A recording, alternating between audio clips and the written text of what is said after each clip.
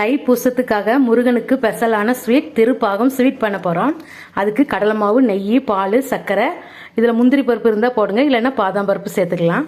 இது எப்படி செய்யலாம்னு பார்க்கலாம். ஃபஸ்ட்டு கடாய் வச்சுக்கிடுங்க. கடலை மாவு எடுத்து வச்சுருக்கோம், அதை போட்டு ஒரு 5 நிமிஷம் வறுத்துக்கலாம். ஒரு 2 நிமிஷம் வறுத்துக்கிடுங்க. வாசம் வர்ற அளவுக்கு நல்லா வறுத்துக்கலாம்.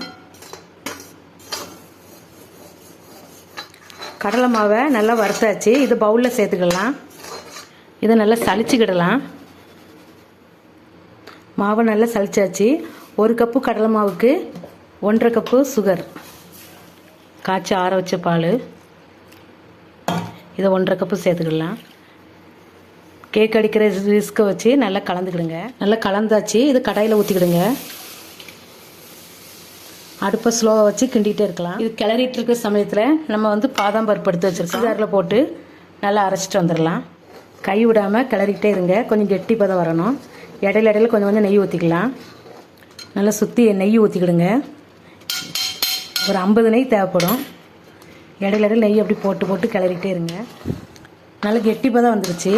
இந்த சமயத்தில் நம்ம அரைச்சி வச்ச பாதாம் பருப்பு போட்டுக்கிடுங்க. இதே நல்லா கலந்துக்கிடலாம். திருப்பாகம் ரெடி ஆயிடுச்சு. இறக்கும்போது ஒரே ஒரு ஸ்பூன் நெய் ஊற்றி கலந்து எடுத்துக்கலாம். நம்ம வருது பாருங்கள், இதுதான் பதம். இனி விட்டுட்டோன்னா கெட்டி ஆயிடும், ரொம்ப சாப்பிட முடியாது. இது கரெக்டான பதம். இனி அடுப்பை ஆஃப் பண்ணிடலாம். திருப்பாகம் ஸ்வீட் சூப்பராக ரெடி பண்ணியாச்சு. முருகருக்கு பிடித்தமான ஸ்வீட் தைப்பூசத்துக்கு நம்ம செஞ்சுருக்கோம். இதே மாதிரி உங்கள் வீட்டில் செஞ்சு பாருங்கள். இந்த வீடியோ பிடிச்சிருந்தா லைக் பண்ணுங்கள், ஷேர் பண்ணுங்கள். அடுத்த வீடியோவில் பார்க்கலாம்.